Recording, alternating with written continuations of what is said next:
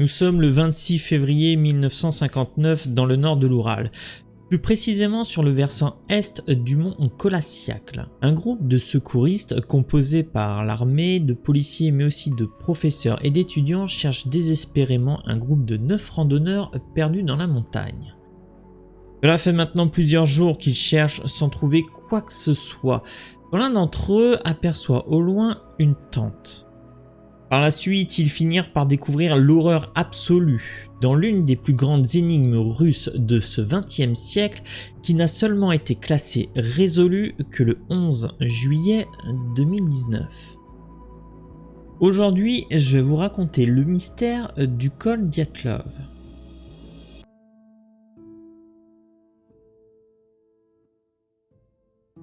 Alors pour mieux vous en parler, on va revenir quelques jours avant le drame, le 25 janvier 1959.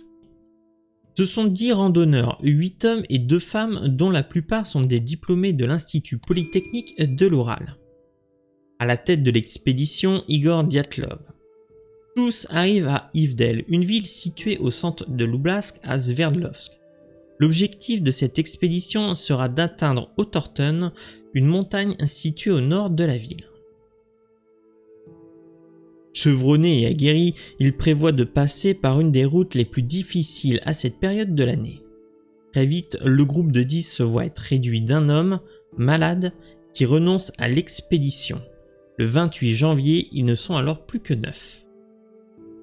À partir de là, les informations connues sont pour la plupart des suppositions ou des faits apportés par les preuves liées à l'enquête. Le 1er février, alors qu'ils commencent à traverser le col, un blizzard va commencer à s'installer. N'y voyant plus grand chose à cause de la tempête et sans s'en rendre compte, ils dévient toute la journée vers l'ouest où, après s'être rendu compte de cette erreur de trajectoire, ils décident d'installer un campement. C'est là, à 10 km d'Otorten, sur un flanc de montagne, qu'ils allaient passer la nuit du 2 février. Alors que s'est-il passé cette nuit-là, d'autant plus que seulement à 1 km plus bas se trouvait une forêt qui aurait pu nettement leur faire un meilleur abri.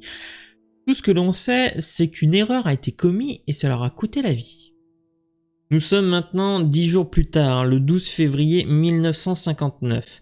Le club sportif à laquelle les randonneurs appartenaient n'a toujours pas la moindre nouvelle de leur part. Alors nous sommes bien en 1959, les ascensions de ce genre sont périlleuses et dangereuses, et que des retards sont fréquents dans ce genre d'expédition. Et par ce fait, cela n'inquiète pas pour le moment les dirigeants du club sportif. Ce n'est que bien plus tard que la famille et les étudiants commencent à réellement s'inquiéter. Ils réclament au président de l'Institut Polytechnique d'entreprendre quelque chose pour les retrouver. Alors une équipe de secours se forme entre étudiants et professeurs. Le 20 février 1959, ils partent à leur recherche. Sans succès au départ, policiers et militaires finissent par les rejoindre accompagnés de moyens plus importants, notamment d'hélicoptères et d'avions. Donc nous y voilà sur le mont Kolassiakl, les tentes des randonneurs sont retrouvées très endommagées et découpées de l'intérieur. Le 26 février, on est donc sur leur campement où personne ne se trouve, mais tous les vêtements, chaussures et équipements y sont encore. D'ailleurs, plusieurs traces de pieds s'éloignant du campement y sont découvertes. Tout le monde est évidemment intrigué par ce qu'il y a bien pu se passer. Pourquoi ont-ils l'air d'être partis, pour certains pieds nus ou en chaussettes dans la neige? La priorité est de retrouver les 9 compagnons de randonnée et pour cela, ils vont suivre les traces de pas. Ils les suivent sur plus de 1,5 km vers le nord-ouest jusqu'à ce que celles-ci disparaissent sous la neige. En poursuivant dans les alentours, un peu plus bas, à la lisière d'un bois, des restes d'un feu de camp y est retrouvé, accompagné de 2 corps humains, vêtus seulement de leurs sous-vêtements et déchaussés. À ce moment, tout donne l'impression qu'ils ont essayé de grimper à un arbre, et c'est entre le reste du feu de camp et l'arbre en question que 2 autres corps sont découverts. D'ailleurs, on y reconnaît celui d'Igor Dyatlov. Et les recherches continuent encore, mais c'est presque 10 jours après que les secours retrouvent un 5e corps, finalement pas si éloigné de l'endroit où le meneur du groupe était. C'est que des mois plus tard que les 4 derniers corps sont retrouvés, morts également, mais mieux vêtus que les autres. Cependant, leurs corps étaient dans un état lamentable. Un n'avait plus de langue ni d'yeux, un autre avait des côtes de brisées quand l'un d'entre eux avait les yeux qui n'étaient plus présents dans leur orbite. Quant au dernier, il avait le crâne fracturé. Alors que s'est-il bien passé cette nuit-là? Pourquoi des corps partiellement nus et d'autres en si mauvais état?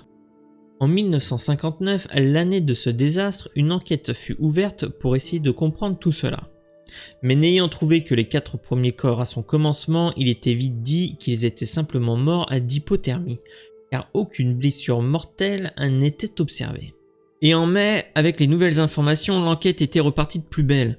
Faisant état des nombreuses et diverses fractures, blessures liées au froid, ils finirent par conclure que les victimes, malgré que certains semblaient mutilés, étaient toutes décédées à cause des conditions météorologiques. Il faut noter qu'à cette époque de l'année, il faisait entre moins 25 et moins 30 degrés, alors le froid peut vite faire d'énormes dégâts.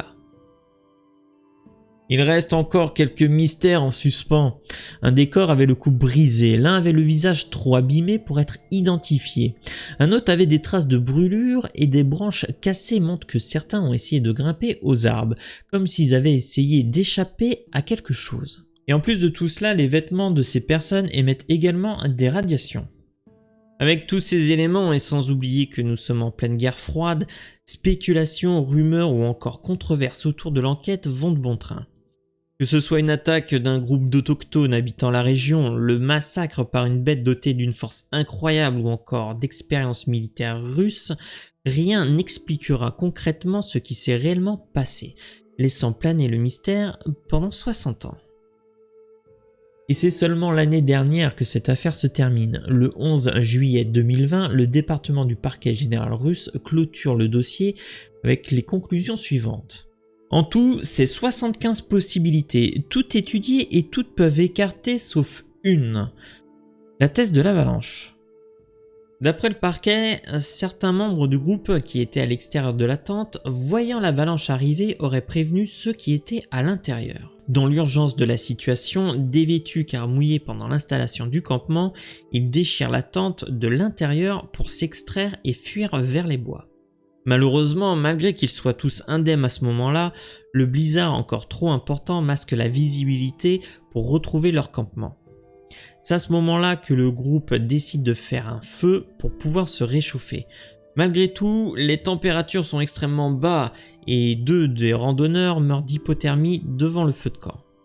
Suite à cela, 2 groupes se forment. Le premier, dont fait partie Dyatlov, essaiera de rebrousser chemin en suivant les traces de pas qu'ils ont laissées dans la neige.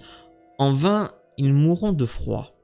Le second groupe, lui, va décider de creuser un abri de fortune en récupérant des branchages, ce qui aurait pu entraîner une seconde avalanche, les poussant dans le ravin et les recouvrant de 4 mètres de neige. La pression de la neige expliquerait les multiples fractures, côtes cassées et le froid extrême expliquerait les mutilations des corps. En 1959, c'était déjà dans les hypothèses de départ, mais pour les enquêteurs de l'époque, c'était illogique. Pour eux, il n'y avait aucune raison dans le déclenchement d'une avalanche. Sauf une qui n'a été prouvée scientifiquement que le 28 janvier 2021 par 2 chercheurs suisses. Les 2 chercheurs publient dans la revue Communication Earth and Environment le résultat. Il s'avère que l'accumulation de neige due à des vents aurait pu fissurer un bloc lourd. D'une taille d'environ 5 mètres de long, la mini-avalanche aurait été assez importante pour briser les côtes et craindre des randonneurs dormant dans un lit rendu rigide par des skis placés en dessous d'eux. Et voilà donc comment 9 aventuriers randonneurs sont devenus pendant plus de 60 ans l'un des plus grands mystères de la Russie. Si vous voulez soutenir cette chaîne YouTube, n'hésitez pas à partager cette vidéo, mettre un pouce bleu et à vous abonner car j'ai plein d'autres histoires plus étranges les unes que les autres à vous raconter. Merci à tous d'avoir suivi cet épisode, je vous dis à très bientôt.